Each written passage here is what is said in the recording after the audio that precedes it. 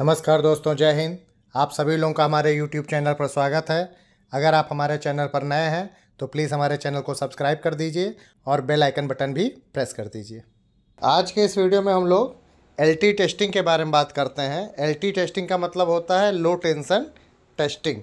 लो tension testing का मतलब ये हुआ कि बिना OHE की सप्लाई के हम कन्वेंशनल लोको में DJ क्लोज़ कर दें और कन्वेंशनल लोको में जो भी हमारे ऑपरेशन होते हैं उनको हम चेक कर सकें वो ऑपरेशन सही तरह से हो रहे हैं या नहीं। अब आपके दिमाग में ये आ सकता है कि बिना OHE के हम DJ कैसे क्लोज़ कर लेंगे। तो DJ क्लोजिंग सर्किट आपको याद होगा, मैं अभी आपको दिखाता हूँ। यहाँ DJ क्लोजिंग सर्किट में आप देखिए Q45 ब्रांच के ऊपर ZPT का जो NOI है उसके बगल में BV का NOI लगा हुआ है। साथ ही साथ जो Q44 का NOI MT DJ ब्रांच पे है उसके भी पैरेलल में BV का NOI का इंटरलॉक लगा है। अब ये यूज़ LT टेस्ट में होता है, कैसे होता है वो समझिए।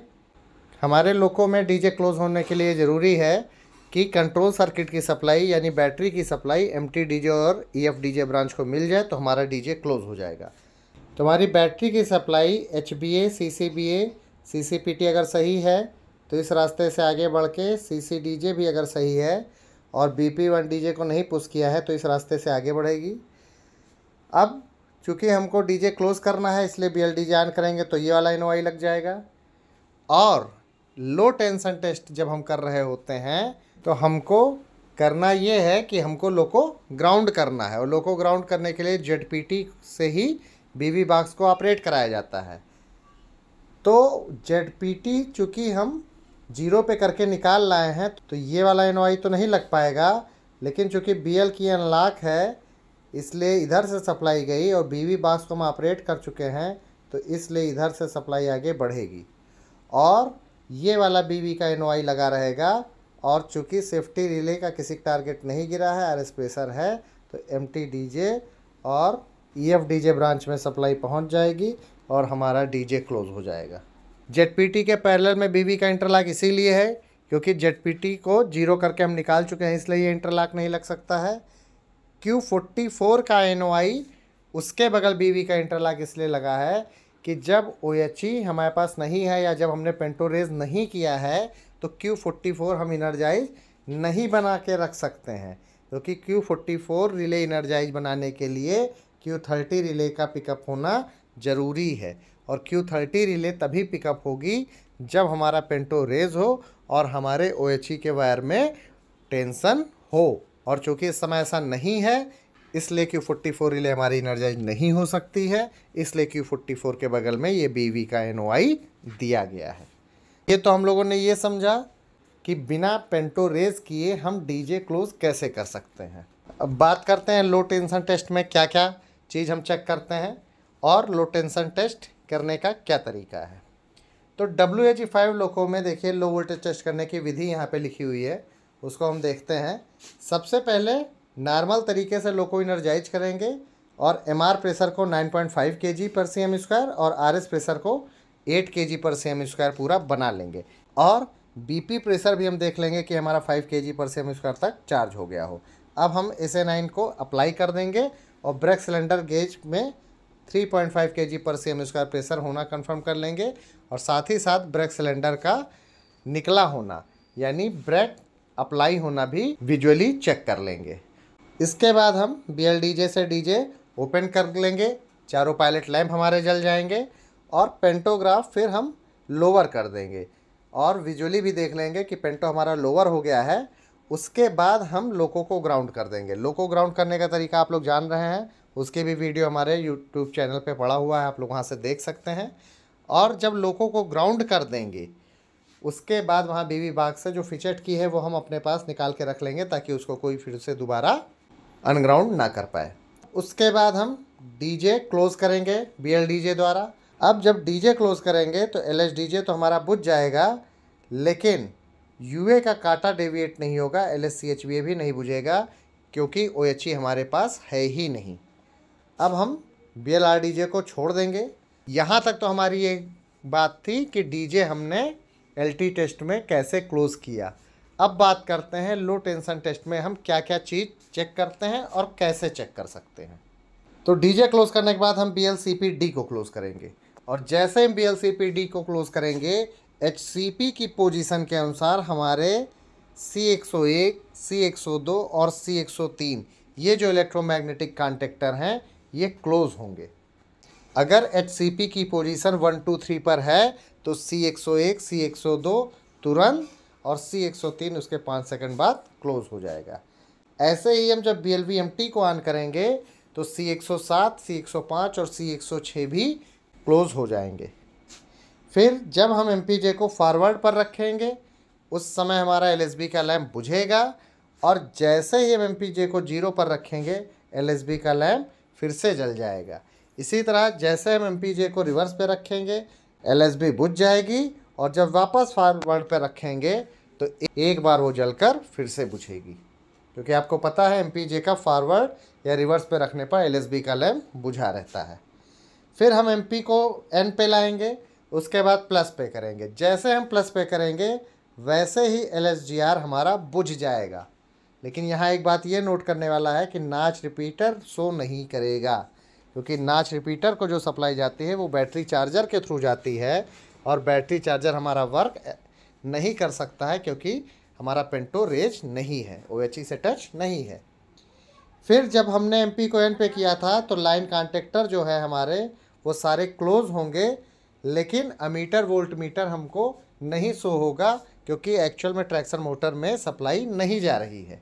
फिर हम ZQWC को दबाएंगे तो MPJ के फॉरवर्ड या रिवर्स जिस डायरेक्शन में होंगे उस हिसाब से हमारे शंटिंग कॉन्टेक्टर क्लोज हो जाएंगे और जैसे हम ZQWC को छोड़ेंगे वो शंटिंग कॉन्टेक्टर छूट जाएंगे। फिर हम MP को जब 0 पर लाएंगे तो GR जैसे ही 0 आएगा वैसे ही हमारे L1 से L6 खुल जाएंगे, क्योंकि लाइन कॉन्टेक्टर सर्किट में आपने देखा है कि MP अगर 0 है और GR भी अगर हमारा 0 आ गया है तो हमारे लाइन कॉन्टेक्टर ओपन हो जाते हैं।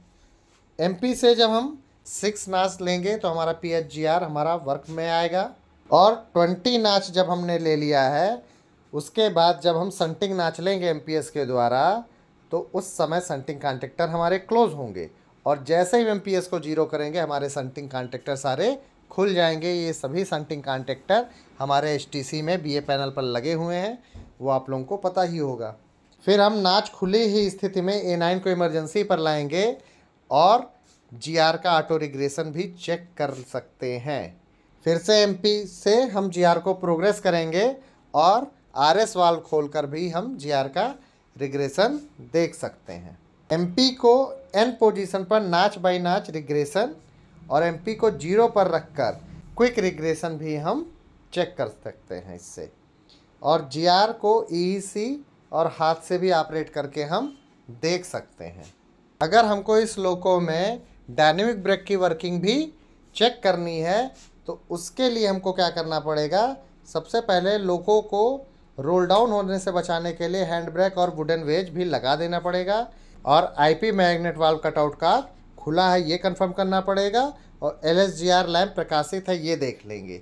अब हम क्या करेंगे कि SA9 के हैंडल को रिलीज पर रखेंगे और BC प्रेशर को 0 पर आना कंफर्म करेंगे।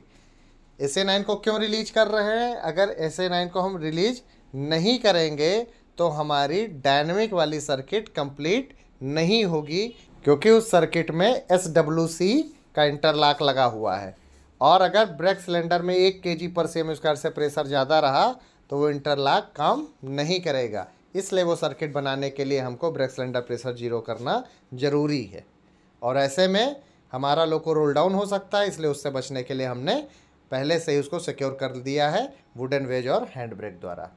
अब हम MP को P पर करेंगे।